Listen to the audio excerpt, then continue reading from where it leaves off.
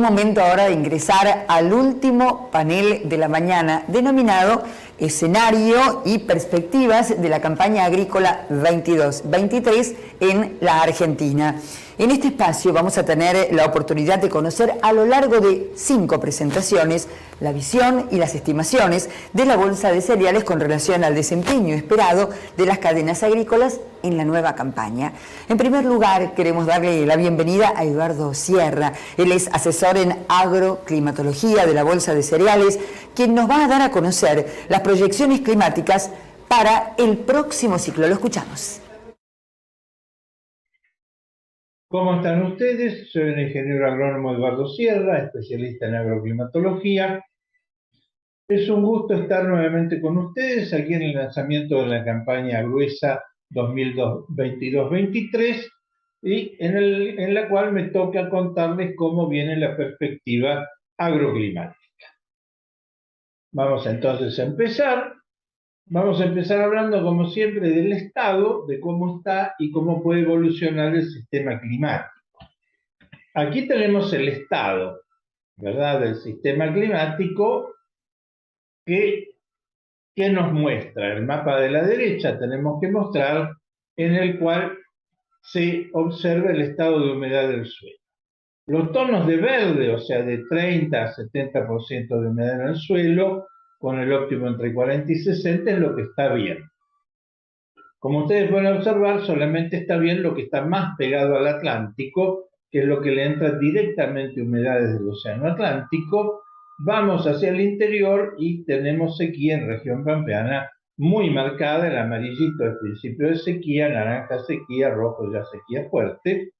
Si nos vamos al NOA, al oeste de Paraguay, al sur de Bolivia, esto es normal, estamos en la época seca, ¿verdad?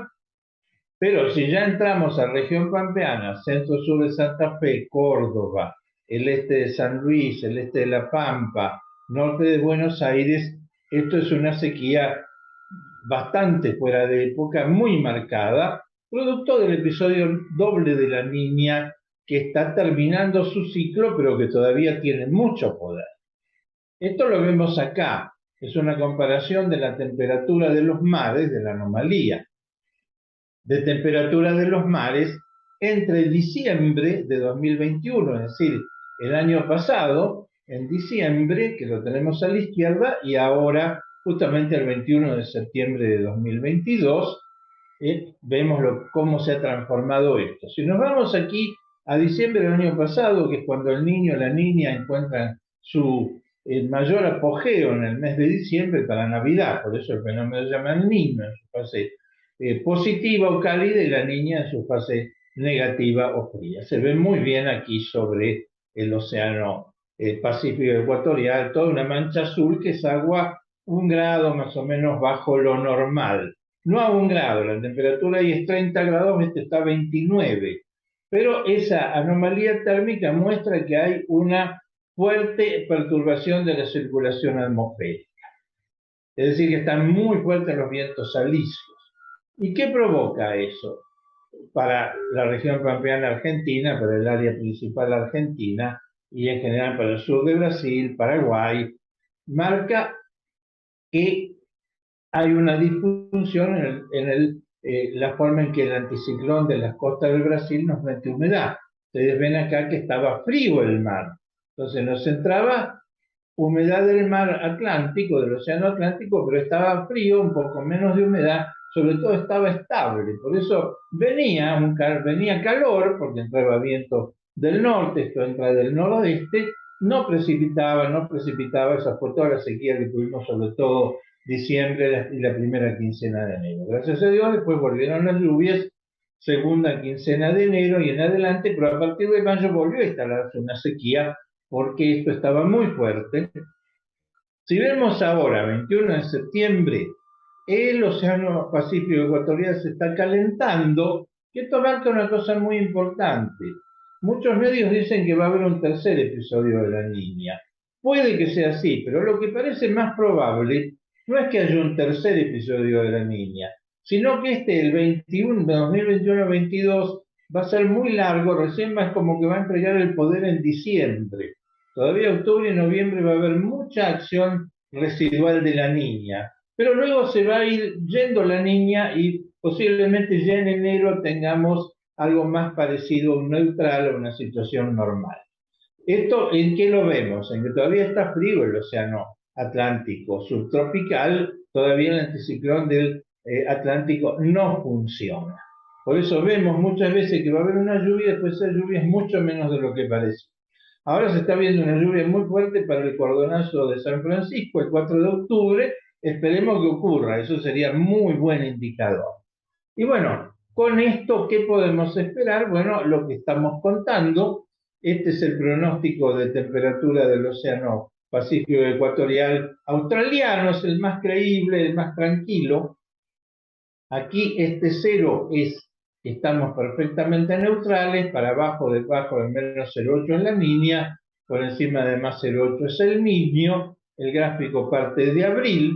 Si ustedes observan, en realidad los australianos están diciendo, miren, siempre estuvimos al filo de la Niña, pero como Niña no fue muy fuerte. Entonces, ¿qué provocó la sequía? Que hace unos años se activaron los vientos polares. Constantemente a la Niña se le suman los vientos polares secos y fríos, que vienen del polo sur, por eso tenemos más heladas, entra menos humedad, inviernos gélidos, veranos tórridos, porque sobre el suelo seco se calienta mucho el aire.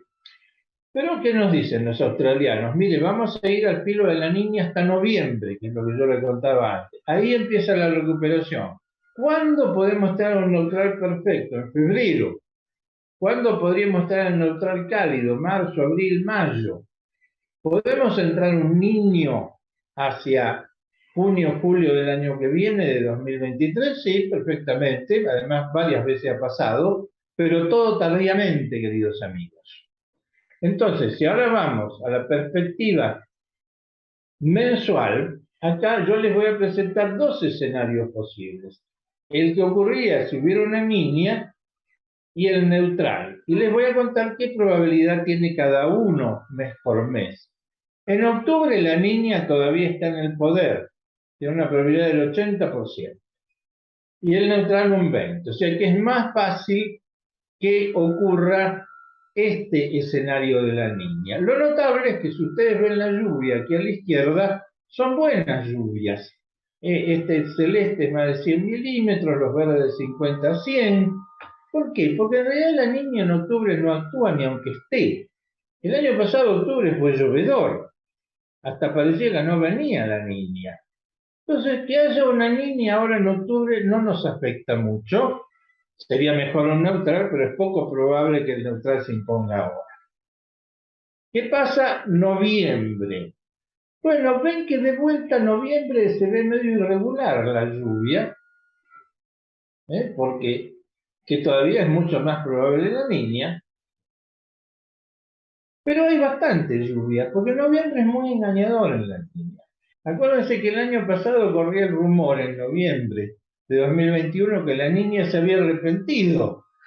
Y después, justamente, yo ahí tenía que hacer al revés que ahora, que estoy tratando de moderar las versiones de una tercera línea destructiva, y en noviembre de 2021 tenía que decir, no, la Niña viene, no nos engañemos, la Niña en noviembre parece que llueve. Pero todavía es el escenario más probable. Fíjense, estas lluvias, aunque irregulares, mejoran la humedad del suelo. Vamos a estar en leve sequía, bien en verde. Pero ¿qué quiere decir? Como estamos partiendo de una sequía muy fuerte, octubre, noviembre, las siembras tempranas se van a perjudicar bastante. Van a tener, no perjudicar en sí mismo, va a ser difíciles de realizar, va a haber que estar seguro que hay posibilidades de que tenemos humedad en el suelo. Cuidado con eso. Por favor, no sembrar en seco. Porque aquí viene, ya diciembre es un mes que se diferencia mucho la Niña del neutral o del Niño. Veamos diciembre.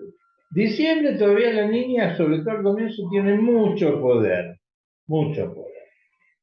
Pero fíjense que de vuelta nos da que la Niña tendría lluvias no tan buenas como las que vemos aquí para un neutral, que van a estar en probabilidades, podríamos decir, equidistantes, ¿verdad? Entonces, ¿qué es lo que ocurre? Ya aquí empiezan a la niña 60, el neutral 40, apunta que ya en diciembre, perdón, vamos a estar en una recuperación. Bastante probable, ¿verdad? Ahí es donde empiezan las cosas a mejorar sensiblemente. Y si vamos al mes de enero, acá es donde se nos igualan las probabilidades de la niña y del neutral. Pero fíjense que esta niña en particular, ¿qué es lo que ocurre? Si viniera estaría en su tercer mandato, ya estaría muy cansada, muy desgastado su aparato. De manera que esa tercera la niña no aparece como como la del año pasado, destructiva, ¿verdad? Sino como un episodio moderado. De todas maneras, si vemos lo que nos dejaría de humedad, va a haber mayormente sequía. Pero lo bueno en este caso es que ya vamos a estar igualándonos con el neutral, que por supuesto tendría lluvias mucho más regulares.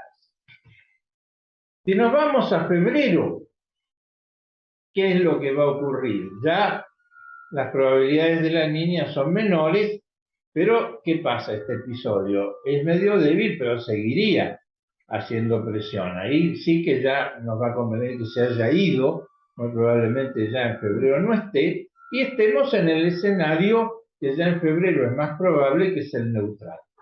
Buenas lluvias, o lluvias razonables, temperaturas razonables, no tan elevadas como la temporada pasada, y bastante bien la humedad del suelo, no perfecto, ¿verdad? No vamos a una campaña récord en ninguno de los escenarios que hay, ¿verdad? Y que recuperen esto, maíces tempranos no, graves problemas, girasol temprano tampoco. Entonces el grueso se está viendo ya que va a ser soja en época normal a tardía y maíz en época normal a tardía. Estaríamos en febrero, marzo ya, aunque fuera la niña que ocurre en marzo, ya llueve, como llovió en marzo de 2022 también, en marzo de este año. Y ahí la niña dejó de actuar. Bueno, la niña actúa sobre todo diciembre, enero y febrero. No actúa todo el año. Entonces, ya la niña ahí tiene muy poca probabilidad, mucho más probable un neutral, con lluvias bien, todo en verde, no excesivas, temperaturas que ya van a ir bajando, y ya ahí vamos a tener casi toda el área agrícola en verde bien, porque esta campaña 2022-23 va a ser una campaña de transición un poco problemática, pero la 23-24 apunta a ser ya la primera campaña buena realmente en 3 años. Veamos abril, que vemos en cualquier escenario buenas lluvias, porque ahí ya la niña no actúa, mucho más probable, una probabilidad del 80%, que sea un neutral, que nos traiga, como ustedes ven aquí, buenas lluvias, con temperaturas moderadas, y justamente abril va a ser un mes interesante porque ahí probablemente ya terminó todo este proceso y tengamos los suelos con buenos contenidos de humedad preparados para ya la siembra de la fina 2023-24. Bueno, queridos amigos, este es el escenario más probable que les estoy contando, es decir, una transición de las condiciones de la niña que todavía están hacia enero-febrero, que ya vamos a estar pasando el neutral, hasta abril, que ya vamos a estar en neutral, o tal vez empezando un niño en la campaña 2023-24. Ha sido un gusto estar con ustedes por este medio. Dios quiera que esto les sea de utilidad para manejarse. Como siempre, un gran saludo para todos. Es tiempo ahora de presentarles a Jimena Vicentín Massaro. Ella es economista de la Fundación INAI, quien va a analizar el contexto económico, pero además de políticas para la próxima campaña y su incidencia en las decisiones de los productores. Te escuchamos.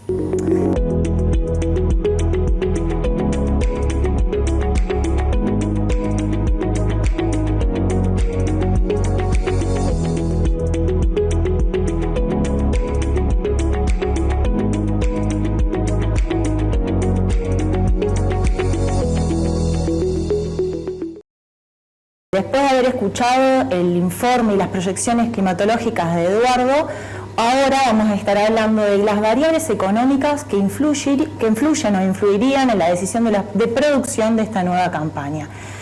La presentación va a estar organizada de la siguiente manera. Primero voy a estar hablando cómo es la evolución o cómo ha sido la evolución de los precios a cosecha de los principales productos de esta breza, para después pasar a ver qué pasa con los costos en los mismos. Para luego analizar un poco los márgenes brutos y terminar con qué otras variables estarían influenciando en estas decisiones de producción. Así que bueno, vamos a lo primero, la evolución de los precios. En esta primera placa ustedes pueden ver los precios a cosechas del maíz, presentados por el mapa ROFEX. Se puede ver que los precios a cosecha están bastante por encima de lo que sucedió la campaña pasada, con una alta variabilidad en estos precios. En promedio, los precios de la cosecha, de la próxima cosecha, están entre un 15 y un 30% por encima de lo de la campaña pasada y un 43% por encima del promedio de los últimos 5 años.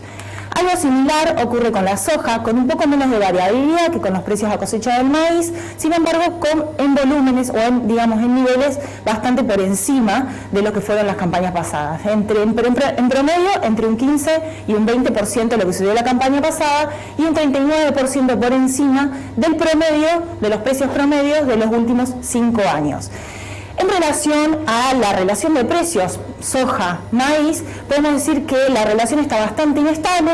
Los primeros días de la precampaña, la soja tenía una mejor posición, estaba posicionada mejor que el maíz, pero en los últimos días esta relación se ha invertido y el maíz ha empezado a ganar mayor preponderancia. Y eso particularmente se debe a que la evolución de los precios maíz ha tenido un crecimiento por encima del que lo ha tenido la soja. En relación a la evolución de los costos y su comparación con lo que ha sucedido en la campaña pasada. En primer lugar, cabe mencionar, digamos, de que los costos o el precio de los insumos ha venido elevándose desde mediados, digamos, pasando a fines del año pasado. Motivo en particular lo que fue, digamos, el corte en la cadena de suministros y posteriormente la guerra, que ha hecho que los costos estuviesen bastante por encima ya en la campaña fina, al inicio de la campaña fina, y en lo que sigue la breza va a seguir sucediendo lo mismo.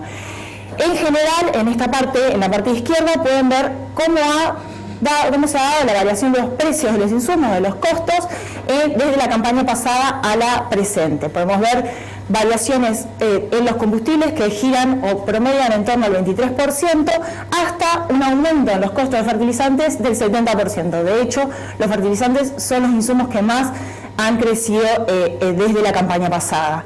Valorizando esos aumentos de precios de insumos sobre lo que son los costos de producción, es decir, teniendo en cuenta planteos promedios de las principales regiones productivas de cada uno de los cultivos, valorizando esos costos, podemos ver en esta siguiente plata, en la parte derecha, que estos costos de producción. En particular, lo que hay que señalar es que el maíz, para producir maíz, estaría costando más del doble de lo que cuesta la soja. Y en relación a la evolución de estos costos, con relación a lo que pasó la campaña pasada, podemos decir que la soja es el cultivo que menos variación ha tenido de todos los considerados en costos, y el maíz es el que más ha aumentado en costos en relación a la campaña pasada. Ahora bien, hemos analizado los precios, hemos analizado los costos, la evolución de costos con relación a la campaña pasada. Veamos y valoricemos todos juntos en lo que es el análisis de los márgenes brutos. Márgenes brutos que nos permite comparar las rentabilidades relativas entre los diferentes planteos, entre diferentes regiones e incluso entre diferentes campañas. Vale la aclaración de que los márgenes brutos no es la ganancia del productor, sino que para poder obtener la ganancia del productor deberíamos descontar a esos márgenes brutos otros costos, como son los costos de estructura, los impuestos y costos de financiamiento.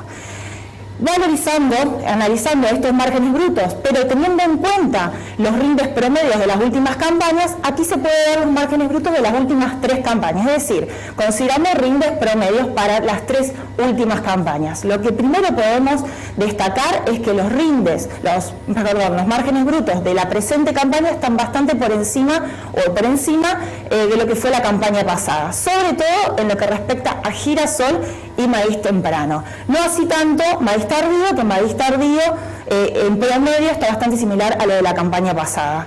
En relación al maíz temprano, cabe mencionar la alta variabilidad interregional que se observa, que está dado por la amplitud de la caja que ustedes pueden ver en la placa.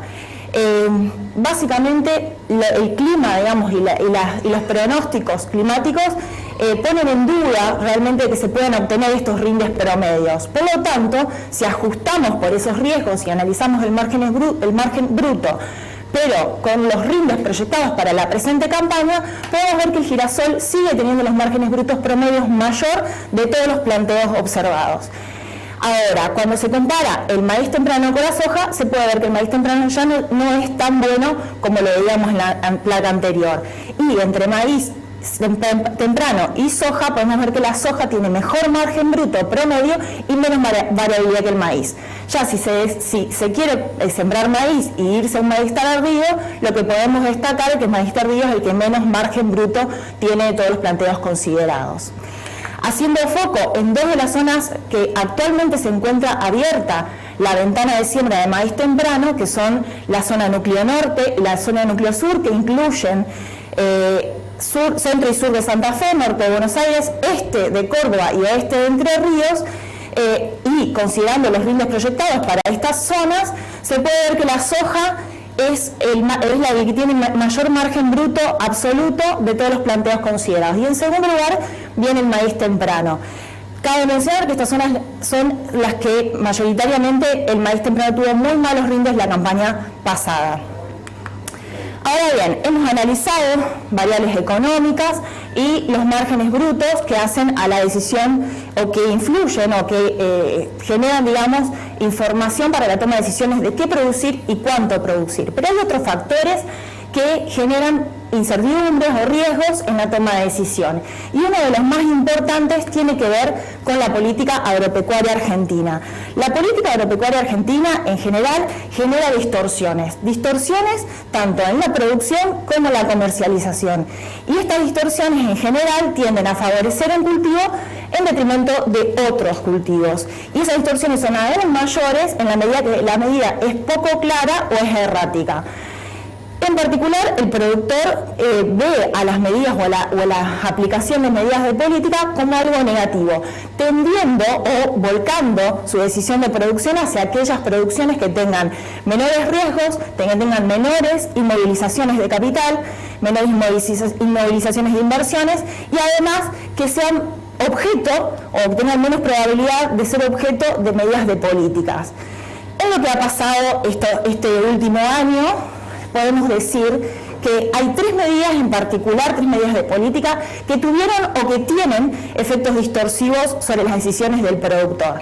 En primer lugar tenemos los volúmenes de equilibrios de maíz y trigo que operan como restricciones a las exportaciones. En segundo lugar tenemos la ventana de mejora de tipo de cambio para la soja.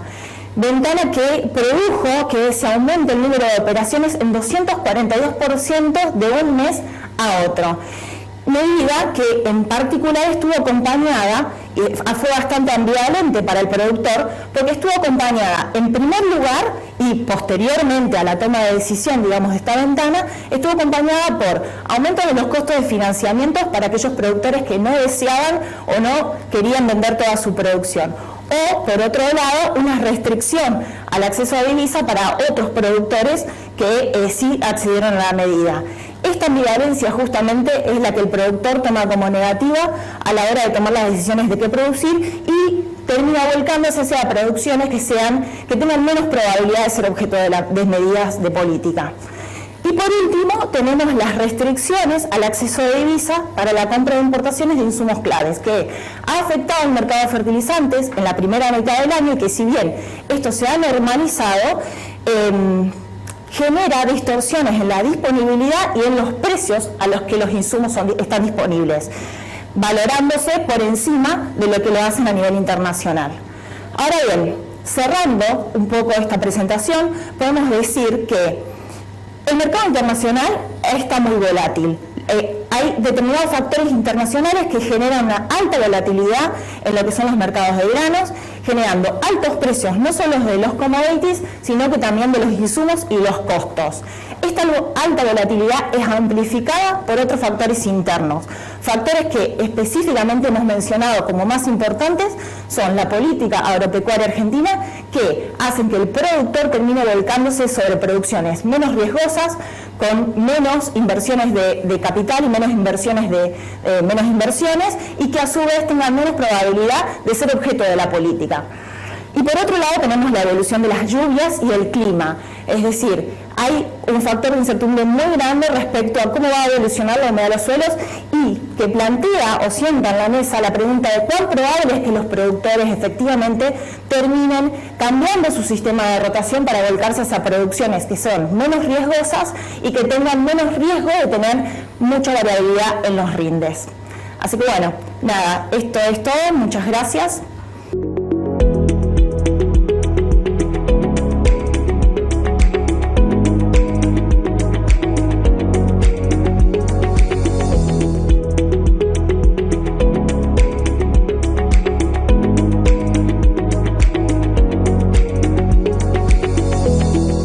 Presentamos entonces a la próxima disertante que ya está tomando su posición, estamos en vivo, para que ustedes puedan seguir detalle el análisis. Muchas gracias y vamos a vos.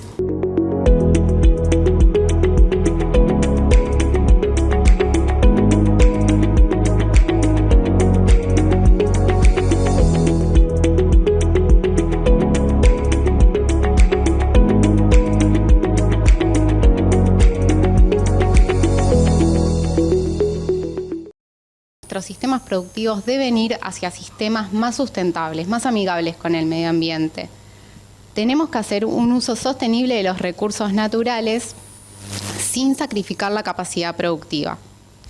En esta dirección, los mercados internacionales demandan cada vez mayor sustentabilidad. Y a su vez, Argentina viene respondiendo en esta dirección y es líder en la adopción de diversas prácticas. Pero la pregunta que nos hacemos es, frente a todos estos factores que vimos viendo en el Congreso, ¿qué va a pasar en la campaña 22-23? Tenemos factores o cambios en el mercado internacional que mostró SET, tenemos los factores domésticos que nos acaba de señalar Jimena, y a su vez tenemos un contexto climático que ya lo vimos con Eduardo. Una de las principales variables que define lo que es la tecnología aplicada a los cultivos son los fertilizantes, y está en la agenda actual.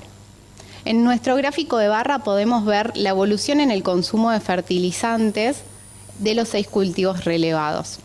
Como vemos, va en incremento, pero la pregunta es, ¿qué factores pueden afectar el consumo en la campaña 22-23? Primero y principal, es importante destacar que las gramíneas explican gran parte del consumo de fertilizantes. Si se proyecta un traspaso de la superficie sembrada de maíz a soja, el consumo caería. Por otro lado, las dosis se podrían ajustar, también influyendo en una caída del consumo.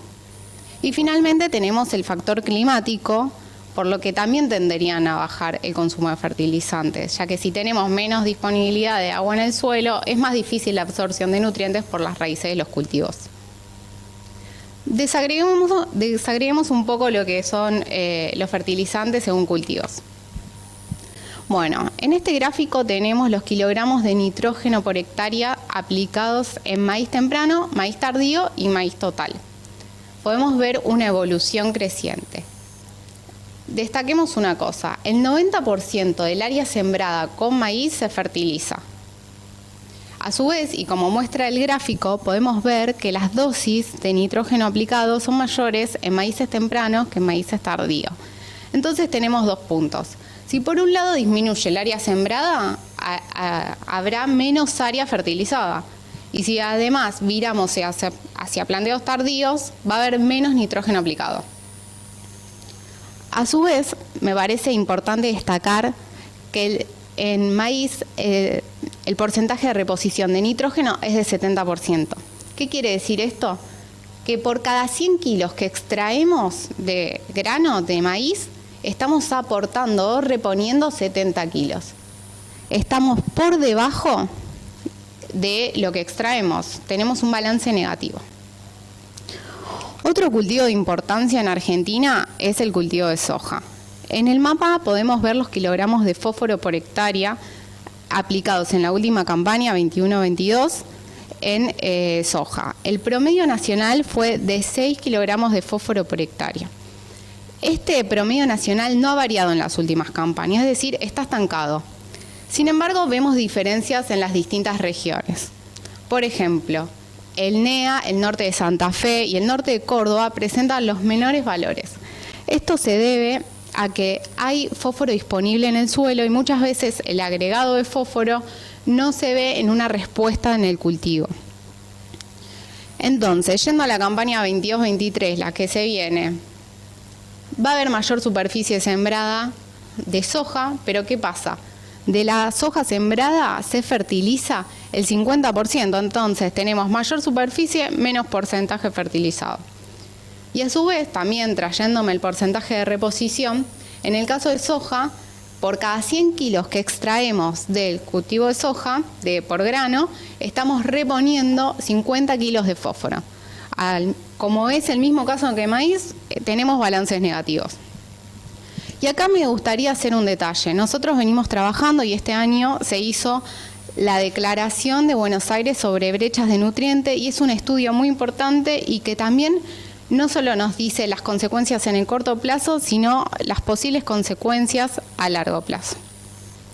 Pero bueno, para seguir hablando un poco de sustentabilidad, la otra cara de la sustentabilidad, más allá de los nutrientes, son los pilares o las prácticas que conforman la agricultura de conservación. Bueno, la agricultura de conservación se basa en 3 pilares fundamentales. Por un lado, realizar la mínima labranza posible, la mínima remoción del suelo. Y acá tenemos a la siembra directa, que viene tomando preponderancia, es un indicador que presenta un porcentaje alto y a nivel nacional, en la última campaña, el 90% del área se realizó bajo siembra directa. Hay diferencias entre los cultivos y el cultivo de soja presenta la mayor adopción de siembra directa. El 93% del área se sembró bajo siembra directa. Entonces, si pensamos en la próxima campaña, podemos decir que este indicador no tendería a bajar. Otra pata de la agricultura de conservación es la diversificación de cultivos. En la campaña 21-22, el 48% del área fue con gramíneas, se sembró con gramíneas. Para la próxima campaña se proyecta una disminución de este porcentaje y a 46% del área con gramíneas.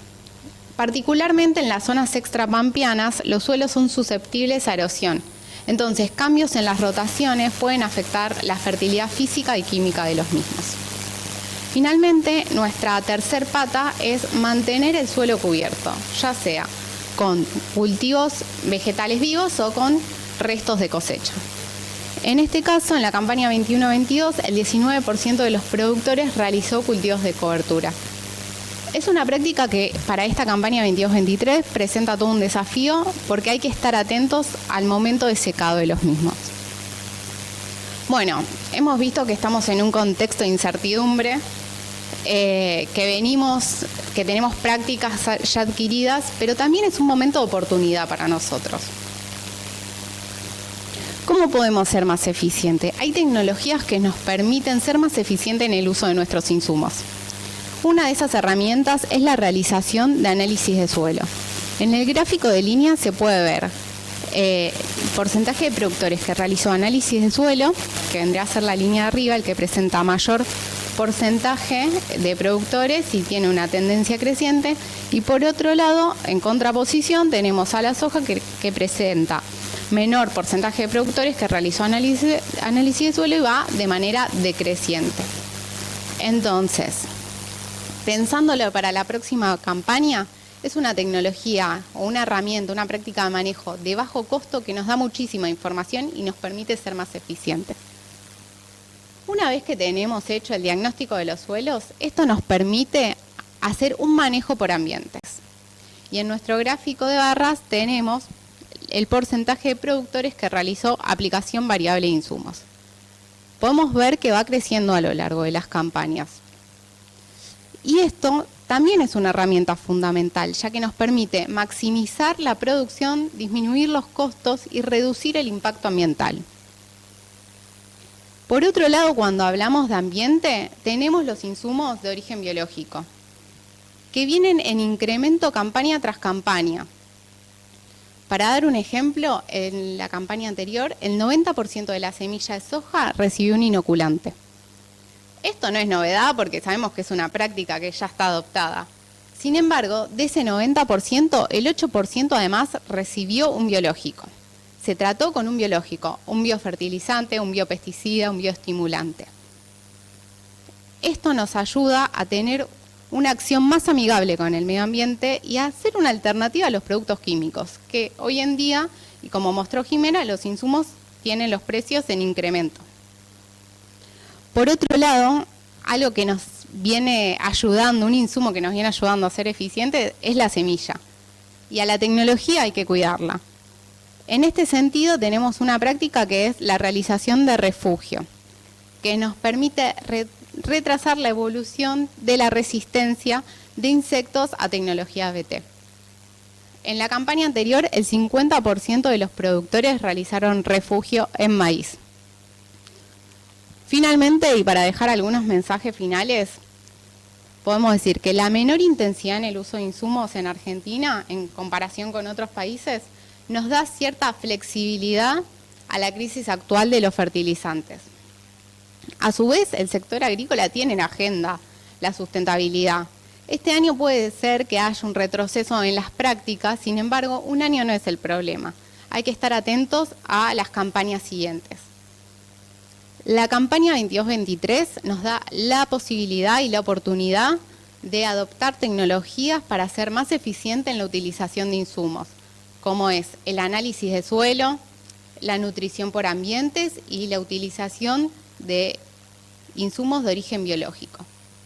Finalmente, la realización de refugio nos ayuda a cuidar la tecnología en el corto, en el mediano y en el largo plazo. Ya sabemos que en la actualidad no hay un evento que reemplace a la tecnología BT y por tal motivo hay que cuidarla.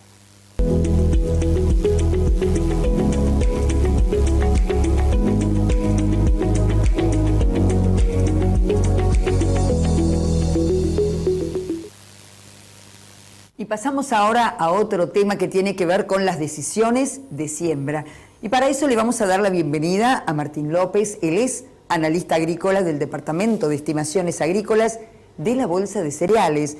Y él es quien dará a conocer las estimaciones de superficie y producción para la nueva campaña agrícola 2022-2023.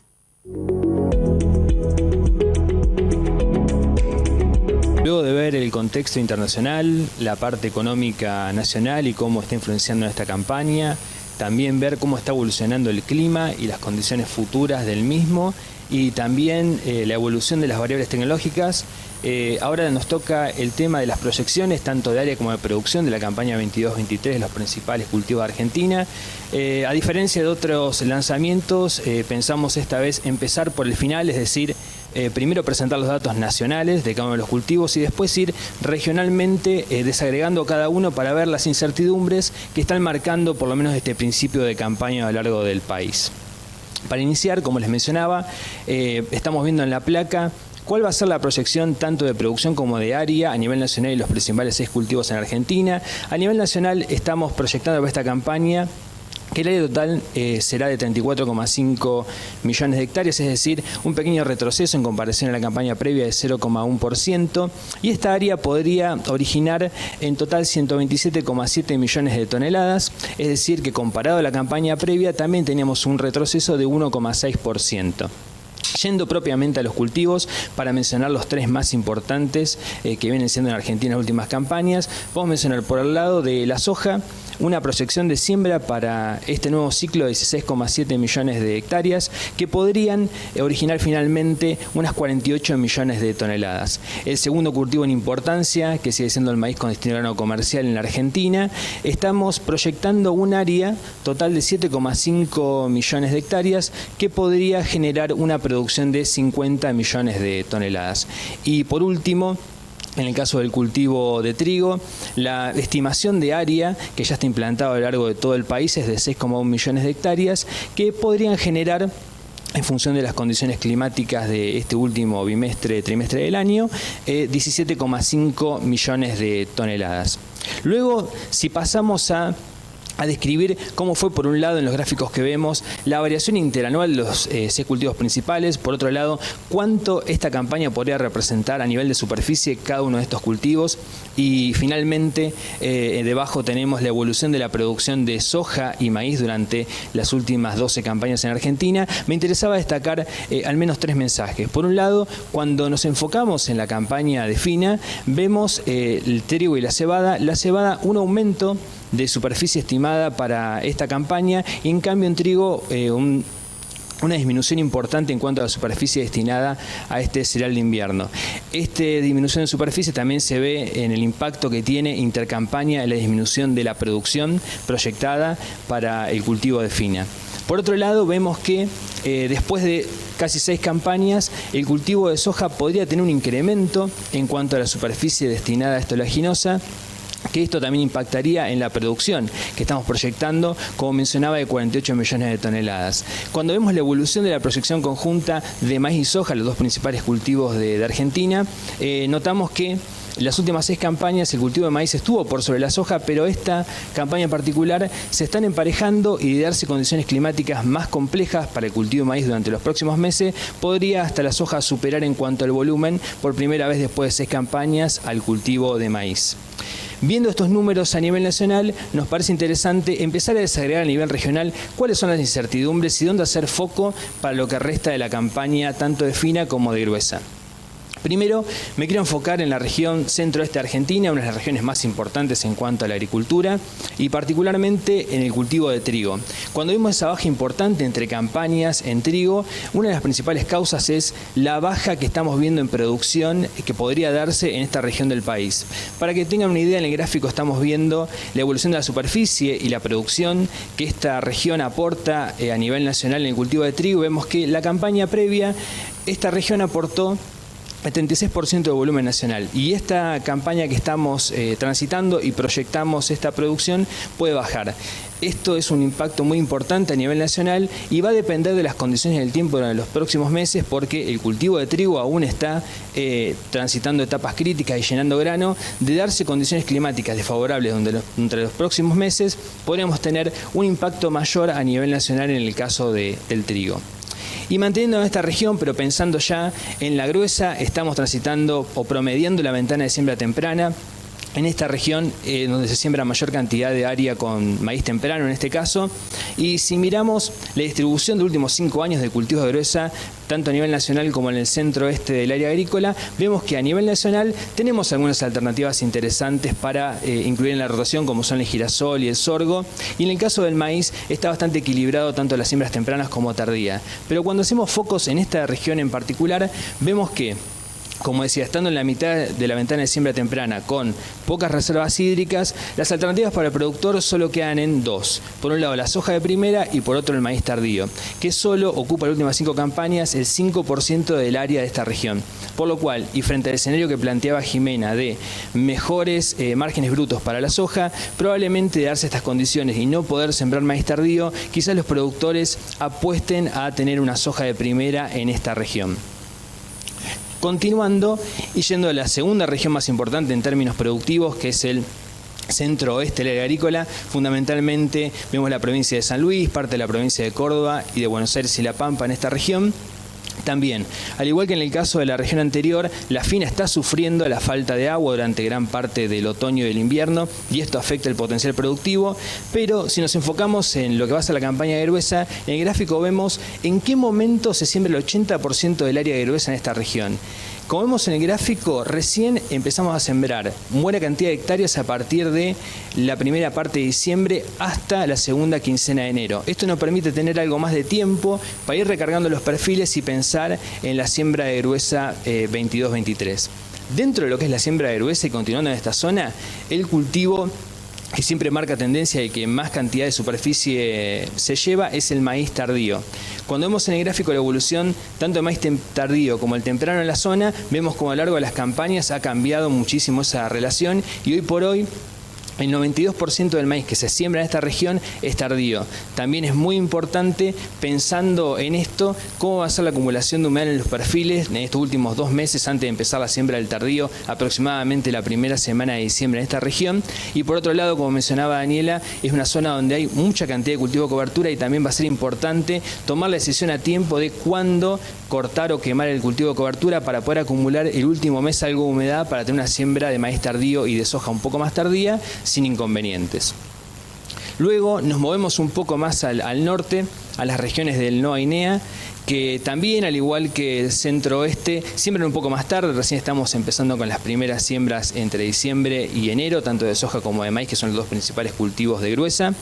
Estamos viendo en el gráfico la relación gramíneas leguminosas. En esta zona es muy importante que esta relación se mantenga alta, ya que son suelos que tienen algo más de fragilidad y necesitan tener una gran cantidad de gramíneas dentro de la rotación.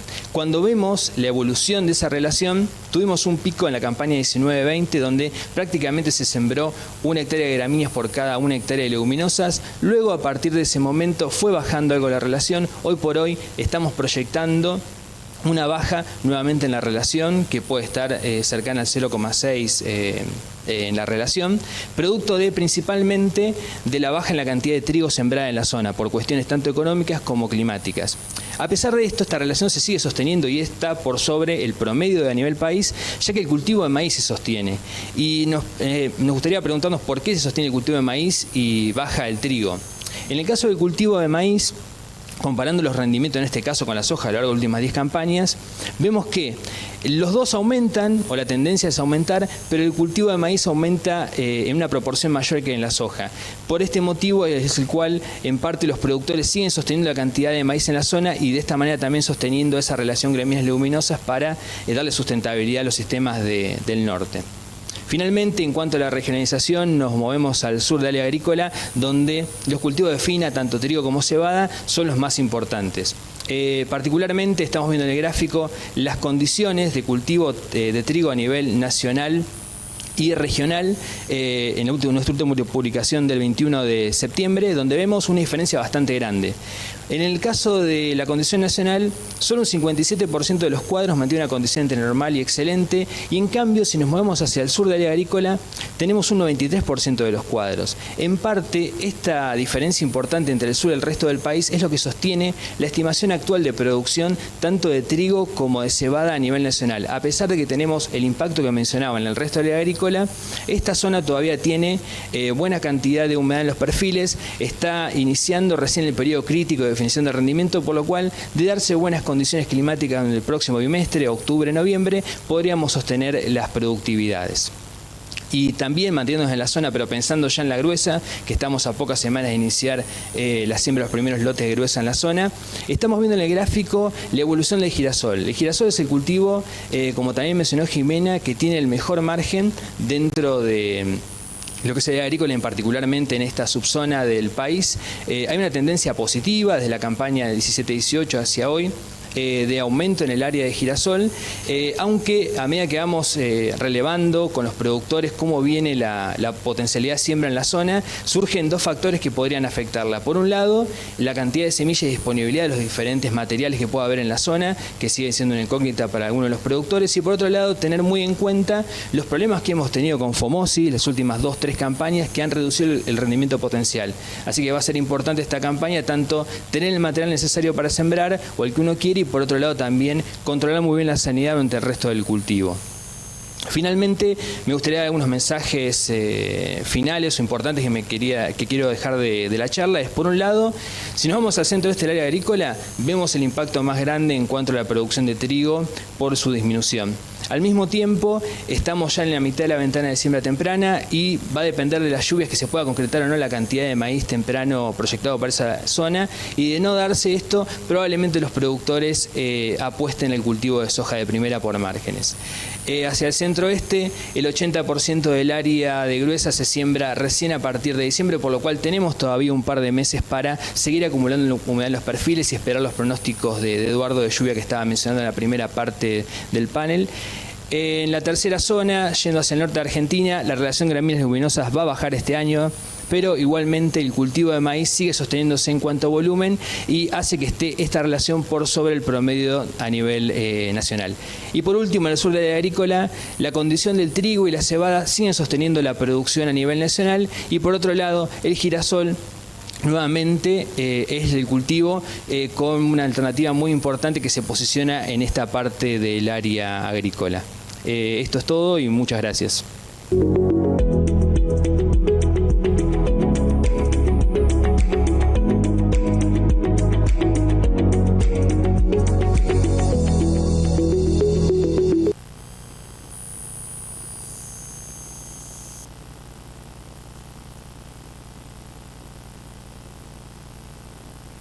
Y le damos paso ahora a la última de las presentaciones, a cargo del economista jefe de la Bolsa de Cereales de Buenos Aires, es Agustín Tejeda Rodríguez. Él va a poner números a las decisiones y por otra parte va a analizar la contribución de las cadenas agrícolas a la economía argentina. Por otra parte, presentará proyecciones para el mediano y largo plazo. Te escuchamos atentamente.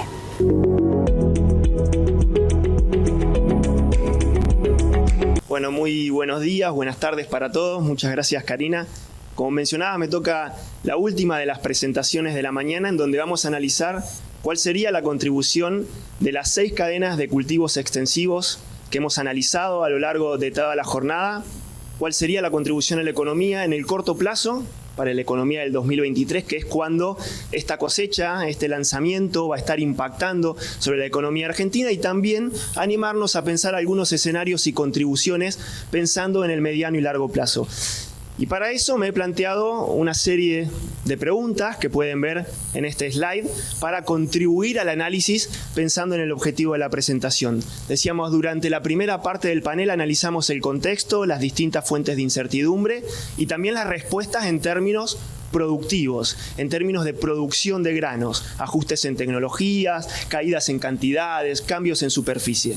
La pregunta que surge es cómo responderán el resto de los eslabones de las distintas cadenas de valor. Y la respuesta a ese interrogante nos llevará a contestar una de las preguntas más importantes que planteábamos: ¿cuál será la contribución de estas cadenas a la economía del año que viene? Y luego sí pasaremos a analizar las posibles respuestas, los posibles desarrollos para el mediano y largo plazo. ¿Cuál sería el desempeño de Argentina bajo distintos escenarios de políticas públicas? Iniciando con la primera de las preguntas que planteábamos, vayamos a analizar qué esperamos para el consumo de los granos estimamos vamos a producir durante la campaña 22-23. Analicemos el destino de esos granos, tanto para la campaña que estamos hoy recorriendo, transitando, la 21-22, como lo que esperamos para el 22-23. Solamente voy a profundizar, voy a hablar en detalle de los principales destinos, de los principales granos, pero ustedes van a tener en los informes que publicaremos luego de este lanzamiento todo el detalle para cada una de las variables, de las hojas de balance, de todos los cultivos analizados. Y empezando con quizás el mayor de los consumos domésticos de los granos que estamos presentando, la molienda de soja. Lo que podemos apreciar en este slide, en el margen izquierdo, es que la molienda de soja venía teniendo un desempeño por debajo del promedio de las últimas 5 campañas. Este desempeño nos hacía estimar en un principio una estimación de molienda para la 21-22 en torno a 37,5 millones de toneladas. Como podrán apreciar, ya estamos estimando para la 21-22 39 millones de toneladas, y esto tiene que ver con los resultados del programa de incremento exportador que ha favorecido la comercialización de soja, ha generado mayor disponibilidad de mercadería y ha traccionado al alza la estimación de molienda, que de todas maneras pueden apreciar no alcanzará o no a cubrir la cantidad de toneladas adicionales, y esto tiene que ver con que también los resultados del programa han generado durante el mes de septiembre lo que podíamos denominar como una falsa presión de cosecha, que ha generado competitividad también en el negocio de la exportación, y por eso es que las estimaciones de poroto de soja, de exportaciones de poroto de soja, también se incrementan al alza para la campaña 21-22.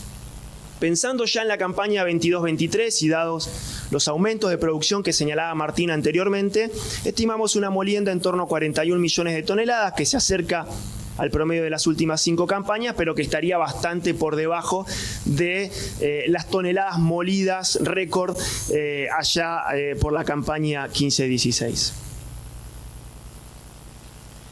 La molienda de girasol presenta una situación algo distinta. Podemos ver también en el margen izquierdo que la molienda de girasol viene con un desempeño muy dinámico, creciendo por encima del promedio de las últimas 5 campañas, lo que nos hace estimar una molienda total para la 21-22, la campaña que estamos transitando, de 3.2 millones de toneladas, que ascendería, gracias al incremento de la producción de girasol también que mencionaba Martín, a 3.6 millones de toneladas para la próxima campaña 22-23. Aumentos de molienda, lo que esperamos para ambas oleaginosas. Los otros usos bien importantes de los granos en Argentina tienen que ver con la exportación precisamente de esos granos, y voy a hablar del maíz y del trigo. En el caso del trigo, lo que podemos apreciar en este gráfico es que las exportaciones durante toda la primera parte de la campaña, en las barras verdes, vienen bien por encima del promedio de las últimas campañas. Y esto tiene que ver con el gran nivel de producción que hemos cosechado en esta campaña 21-22, más de 22 millones de toneladas cosechadas de trigo, y también con la presión del mercado internacional que hablábamos en los primeros paneles, ¿no? La presión de demanda sobre la Argentina ante la ausencia de Rusia y Ucrania del mercado internacional, que hizo acelerar el programa de exportación de nuestro país y que también generó desvío de comercio, cambios en los principales destinos a los cuales va nuestro trigo. Han ganado participación los destinos de Medio Oriente, Norte de África, que han sido los más afectados por la crisis del Mar Negro, perdiendo participación, en cambio, algunos de nuestros socios históricos, como puede ser Brasil. En el caso del maíz, la exportación también viene bien dinámica durante la campaña 21-22, aunque algo por debajo de los niveles de la 2021, que nos llevó a un récord de exportaciones de más de 40 millones de toneladas de maíz. Con estos desempeños, lo que estamos estimando para el cierre de la campaña 21-22 es un récord de exportación de trigo, en torno a 15 millones de toneladas, y exportaciones de maíz cercanas al récord del año pasado, con 37.5 millones de toneladas. Para la próxima campaña, y también en línea con los movimientos en la producción, estimamos reducción de la producción tanto de trigo como de maíz, que va a impactar en las exportaciones. Esperamos menores exportaciones, en torno a 11 millones de toneladas para el caso del trigo, 34 millones de toneladas para el caso del maíz. Hay que destacar que sobre estas estimaciones pesa la política de volúmenes de equilibrio que destacaba Jimena en su presentación, marcando un límite claro a las exportaciones que estamos estimando para la campaña 21-22. Pueden apreciar en este gráfico, en las líneas azules, las curvas azules, tanto para el trigo como para el maíz, que las declaraciones juradas de venta al exterior, los permisos de exportación, ya han completado el cupo estimado, el cupo pactado para la campaña 21-22. 100% del cupo tomado en el caso del trigo, 90%, más del 90% en el caso del maíz, habiendo todavía, de acuerdo a los resultados de balances comerciales, mercadería como para pensar en mayores exportaciones para ambos cereales. Para la campaña 22-23 vemos que también tenemos los cupos llenos en torno al cercanos al 90% de lo estimado. De todas maneras, pensamos que a medida que vaya transcurriendo la campaña comercial se irá ampliando el cupo, sobre todo en el caso del maíz, lo que nos permitirá alcanzar esa exportación en torno a 34 millones de toneladas. Resumiendo, decíamos entonces, una producción de granos de 127,7 millones de toneladas, que representa una caída de las cantidades pensando en la campaña que viene. Un consumo doméstico creciendo, traccionado por la molienda. Esto tiene relación con que los cultivos para los cuales estimamos aumento de producción son los cultivos cuyo destino principal es la molienda para la producción de aceites y de harina, cayendo las cantidades destinadas a la exportación de granos. Menores cantidades, menores precios también, mostrábamos precios a cosecha, sobre todo los precios FOB, que marcan un retroceso para la próxima campaña en relación a los precios que tenemos en la 21-22.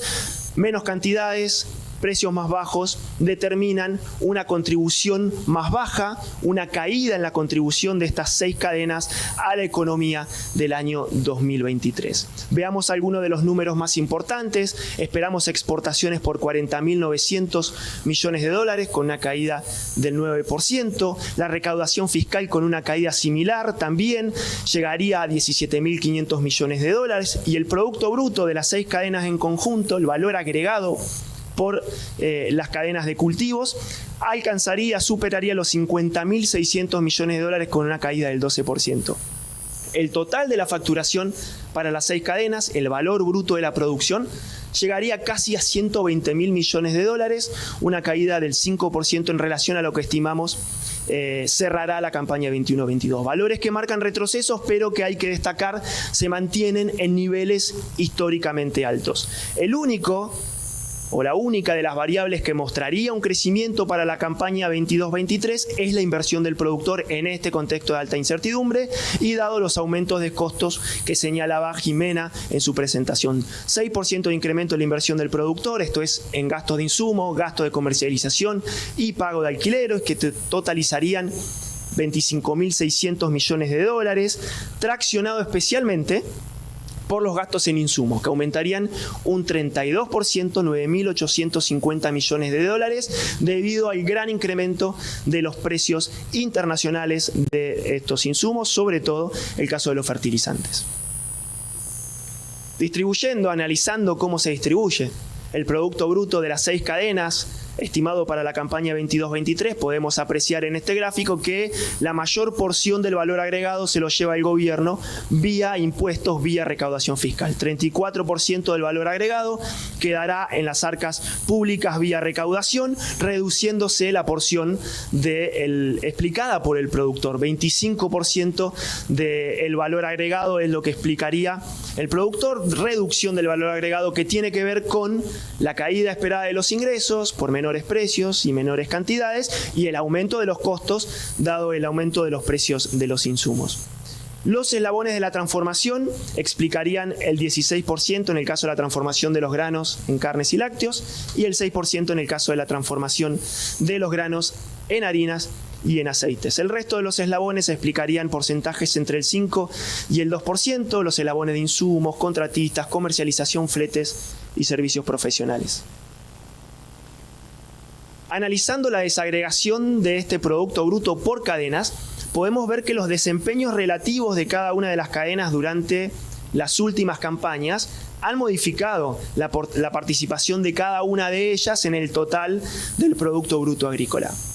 Lo más importante a destacar hasta la campaña 21-22 era la caída del Producto Bruto de la soja, que de casi explicar el 58% pasó a explicar el 41,5% en la campaña 21-22. En contrapartida, el gran incremento debido a un enorme desempeño de la cadena del maíz, que alcanzó en la campaña 21-22 casi en Producto Bruto la cadena de la soja, explicando el 41,3%. También el resto de las cadenas venía ganando participación, restándole participación a la cadena de la soja. Para la campaña 22-23, y dado los movimientos de superficie y producción que mencionaba Martín, esperamos que la cadena de la soja, después de 5 o 6 campañas consecutivas, vuelva a ganar algo de participación, recupere, alcanzando el 42,7%, y en cambio retrocedan el resto de las cadenas, salvo la cadena de girasol, que tanto por precios como por cantidades tendría un aumento de su participación para el Producto Bruto del año 2022-2023.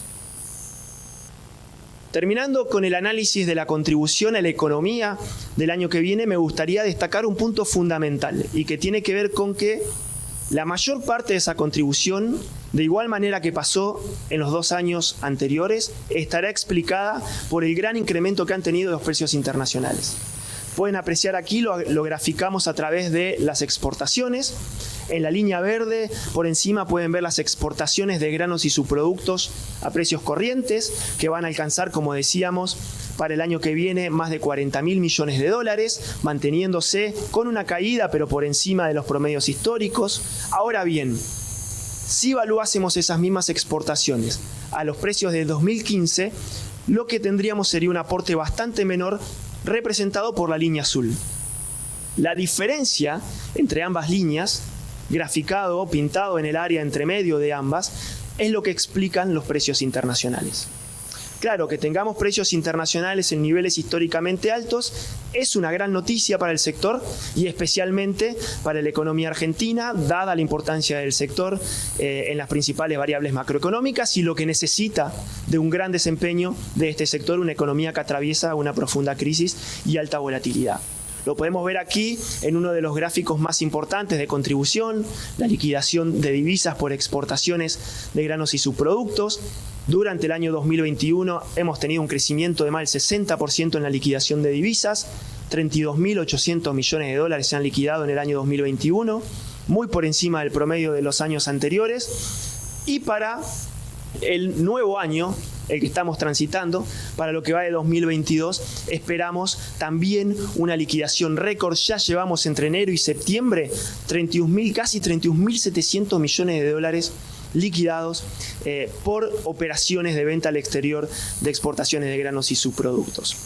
Sí hay que tener en cuenta que sobre este valor pesa, como decíamos, los resultados del programa de desempeño de incremento exportador, que han generado una liquidación de divisas muy importante durante el mes de septiembre, en torno a 6.000 millones de dólares, que podríamos estimar, podríamos creer de que parte de esos 6.000 millones de dólares corresponden a adelanto de operaciones, de liquidaciones de divisas de los próximos meses, y por eso es que podríamos esperar algún retroceso en lo que resta del año. De todas maneras, estaríamos ante valores muy importantes de recaudación de divisas, que incluso si lo tomamos en valores netos, contemplando o descontando sí las mayores compras, las mayores importaciones por compra de insumos que son más caros, fertilizantes y combustibles, de nuevo, aún en términos netos, la contribución sigue siendo muy positiva, con grandes incrementos en relación a los años anteriores.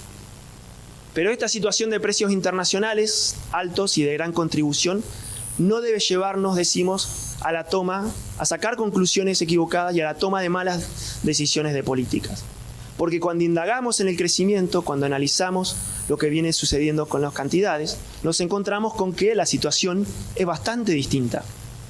Decía José Martins en la presentación, el mundo le ofrece a Argentina una gran oportunidad. Estamos ante un contexto de alta demanda y presión sobre esta región, un contexto de crisis alimentaria, necesidad de los productos que nosotros producimos.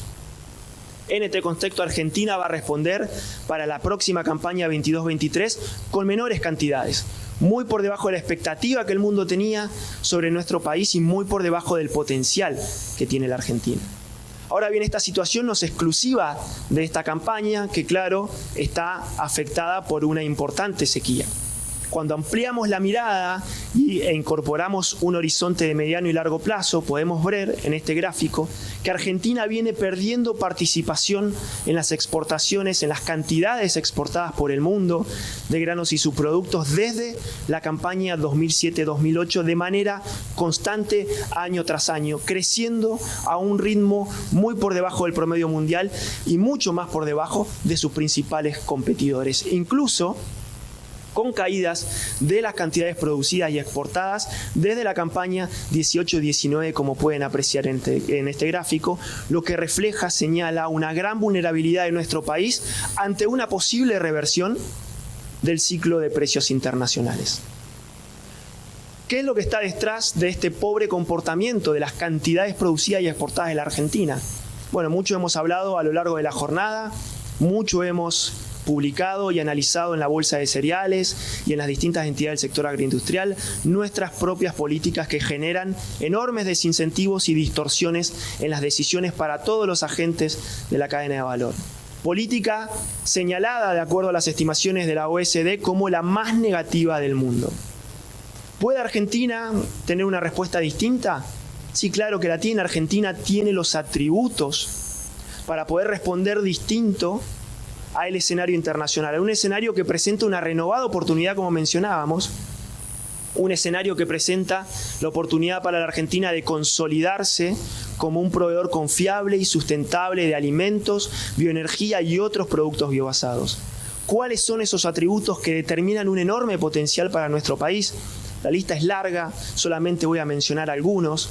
Disponibilidad de recursos naturales, relaciones comerciales con la mayor parte de los países del mundo, dado que somos de los principales exportadores netos de alimentos, una gran institucionalidad sólida y de trayectoria en el sector agroindustrial, un modelo de negocios dinámico, innovador, único en el mundo basado en redes de producción, una industria de crushing de las más grandes y eficientes del mundo, capacidades en biotecnología que nos han permitido ser adoptantes temprano de esta plataforma tecnológica pilar del paradigma de la bioeconomía, una agricultura, como mencionaba Daniela, más amigable con el medio ambiente, menos intensiva en el uso de insumos, los que incluso nos da resiliencia para poder hacer frente al contexto actual, innovación, tecnologías de base agrícola, brechas tecnológicas por cerrar y rendimientos por hectárea por capturar de manera sustentable, y quizás uno de los atributos que pasa desapercibido, pero en el contexto actual es uno de los más importantes. Nos encontramos en un continente de paz. Será difícil que el mundo vuelva a confiar en el Mar Negro para la provisión de algo tan estratégico como los alimentos. Argentina, Brasil, esta región está ante la gran oportunidad de poder consolidarse como el principal proveedor de alimentos para la próxima década. ¿Qué necesitamos para que Argentina alcance potencial? Bueno, surge de la presentación, surge del análisis de toda la jornada. Necesitamos mejores incentivos. Y esos incentivos pueden provenir de un mejor marco de políticas. Las políticas, lo dijimos durante el lanzamiento de la campaña pasada, sí importan, inciden en los resultados y marcan distintas trayectorias en el desempeño que podemos esperar del sector para los próximos 10 años. Pueden ver aquí, con el análisis de modelos de simulación que realizamos en la Bolsa de Cereales y en la Fundación INAI, que de mantenerse las actuales políticas, Argentina crecería un 22% para los próximos 10 años en toneladas producidas de grano. Si seguimos retrocediendo en intervención, en restricciones, en mayores distorsiones, apenas creceríamos un 14% con caída de la superficie sembrada. Ahora bien, si adoptamos un marco que incentive la inversión, la producción, las exportaciones, podríamos estar más que duplicando el crecimiento esperado para el baseline, con un incremento del 46% que nos permitiría superar las 190 millones de toneladas de granos y las 150 millones de toneladas de granos y subproductos exportados. ¿En qué debería consistir ese marco de políticas que genere mejores incentivos? Bueno, desde la Bolsa de Cereales y en conjunto con el Consejo Agroindustrial Argentino venimos trabajando fuertemente en un programa que tiene 3 patas fundamentales. El primero, la estabilización macroeconómica, para generar las condiciones necesarias para cualquier sector, para que cualquier sector pueda invertir y desarrollarse. El segundo, políticas de desarrollo productivo que disminuyan la desprotección que hoy otorgan las actuales políticas y bajo las cuales se tienen que desenvolver todos los agentes de las cadenas de valor.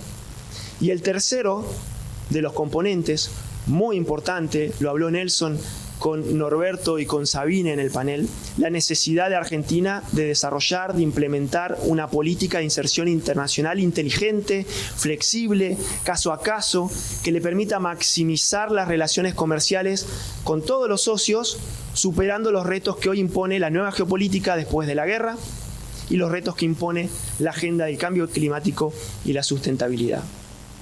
Para terminar ya, algunos comentarios a modo de resumen.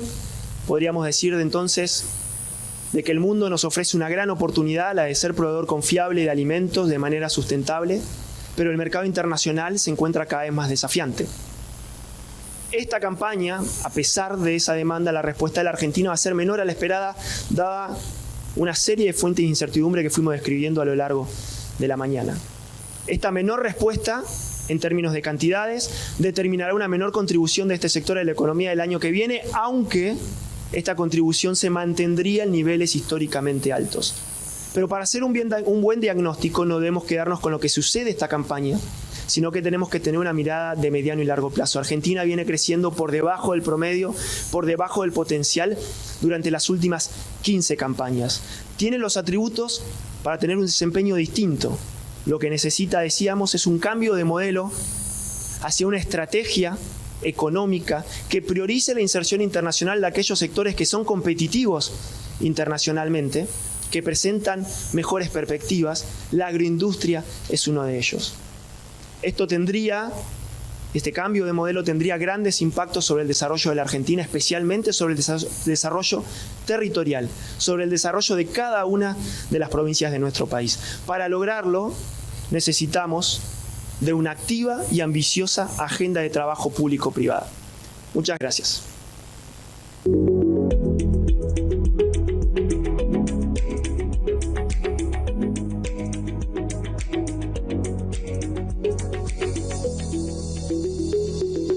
Sin dudas hemos tenido un panel de lujo, no solamente con especialistas de primer nivel, sino que también con el análisis de un escenario complejo que enfrenta el sector de cara a la nueva campaña y también acerca de cómo esto podría influir sobre las principales variables. Si algo queda en claro, luego de escuchar todas las ponencias, es que la campaña agrícola presenta varios factores de incertidumbre. Por eso vamos a aprovechar los minutos que nos quedan y a pesar de que fueron muchas las preguntas que llegaron, porque naturalmente no siempre tenemos la oportunidad de tener a tantos referentes o analistas para poder hacer consultas, hemos tratado de resumirlas en 2 preguntas que vamos a hacerle llegar a 2 de los disertantes que están en otro sector del estudio. Vamos a, en primer lugar, dirigirnos a Martín, porque a él llega la primera de las preguntas. Entonces nos señalan, de su presentación se concluye que todavía el escenario está abierto y que el clima podría afectar las estimaciones que se presentaron en esta jornada. Si tuviese que priorizar sobre qué región del país tenemos los mayores riesgos de que el clima pueda modificar estas estimaciones iniciales, afectando los números nacionales. Es más, ¿sobre qué región, preguntan, deberíamos poner la lupa en las próximas semanas, Martín? Bueno, muchas gracias por la pregunta. Sí, si tenemos que ver una región, probablemente sea el centro-este de Argentina, porque estamos transitando ya la mitad de la ventana de siembra temprana de maíz, es la región que más maíz temprano aporta a nivel nacional. Y por otro lado, tenemos que pensar que en noviembre no se siembra maíz en esta región, porque si no el periodo crítico estaría en un momento complejo en cuanto a humedad de los perfiles, ya en enero. Entonces nos quedan todavía un mes, más o menos todo el mes de octubre, para esperar precipitaciones, y depende de eso básicamente que los productores puedan cumplir con la proyección de siembra temprana. De no darse esto y continuar el periodo de sequía en esta región, probablemente, y mirando los números que comentaba Jimena, el margen bruto de soja supera al maíz tardío como la segunda alternativa en la región, y los productores sin duda o probablemente vayan al cultivo de soja de primera, pensando en la siembra ya de noviembre. Así que la zona importante es esa, porque si pensamos en la segunda zona de importancia, que es el oeste del área agrícola, tenemos un par de meses todavía, como mencionaba en la presentación, para seguir acumulando más los perfiles y ya pensar en un maíz tardío, que la región la mayoría termina siendo maíces tardíos, por lo cual están más acostumbrados. En cambio el este, el maíz temprano es la apuesta principal dentro de las gramíneas de verano. Así que si hay una región para ver la lluvia semana a semana, es esa, y después ver si se pueden concretar los planes de temprano, y si no, ver cómo evoluciona las proyecciones en cuanto a la siembra de soja de primera.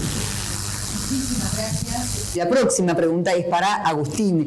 Básicamente lo que cuestiona es, a lo largo de esta jornada se ha hablado de factores disruptivos, tanto internacionales como domésticos, que afectan las decisiones y el desempeño del sector.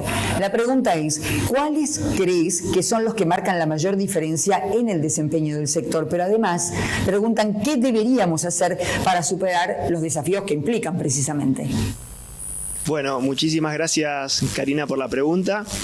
Sí, la verdad es que a lo largo de toda la jornada hemos señalado muchos factores que afectan las decisiones a lo largo de toda la cadena de valor. Creo que una de las palabras que más ha resonado en cada una de las presentaciones ha sido incertidumbre. El mundo está muy preocupado por lo que pasa a nivel internacional y nosotros también estamos muy preocupados por la cuestión doméstica, ¿no? Tanto factores internacionales como factores domésticos afectan quizás como nunca antes en esa combinación las decisiones pensando en una nueva campaña.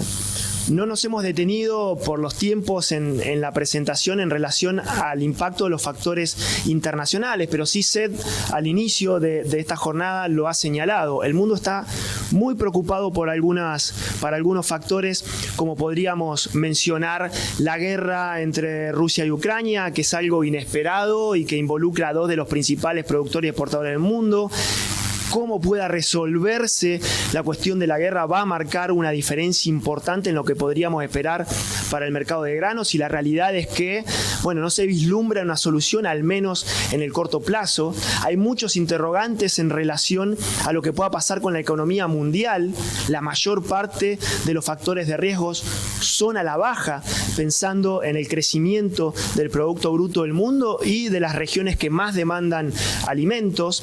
Y otro de los factores de incertidumbre bien importante en relación al mundo y que preocupa es lo que pueda llegar a suceder con las compras de China. China se ha vuelto uno de los principales importadores mundiales de todos los productos. Antes solamente compraba soja, hoy es el principal importador mundial de maíz, de trigo, de cebada. Y la realidad es que el mundo se pregunta hacia dónde se dirigirán las compras chinas, si se van a mantener en estos niveles o van a reducirse. Hay muchos seminarios, documentos publicados en los últimos meses. Nosotros hicimos nuestros análisis de escenarios más alcistas que puedan involucrar mejores perspectivas para el mundo, manteniéndose las dificultades para el suministro desde el Mar Negro y China comprando muchos granos para los próximos 10 años, y también hemos analizado escenarios más bajistas con supuestos contrarios a estos que estaba mencionando. Claro, los impactos sobre la Argentina son considerables, ¿sí? Podríamos tener, sobre todo pensando en el mediano plazo. Ahora bien, cuando los comparamos con los impactos que nosotros mencionamos en las señales de precio, dados derechos de exportación, restricciones a las exportaciones, límites al ingreso, al acceso a divisas para las compras de insumos. Por eso es que esa es la prioridad.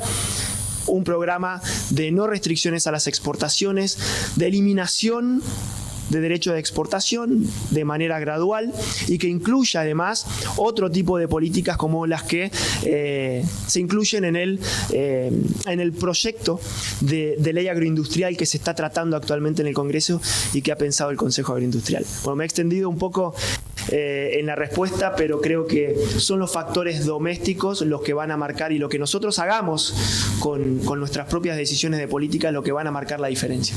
Les agradecemos enormemente a cada uno de los que participaron activamente con sus disertaciones, con sus charlas en esta jornada que hemos compartido. Y también gracias a todos ustedes que estuvieron siguiendo la transmisión. Queremos recordarles que quienes no pudieron verla de manera completa o quieren revivir alguno de esos momentos podrán hacerlo en www.perspectivasagricolas.com.ar. Muchas gracias.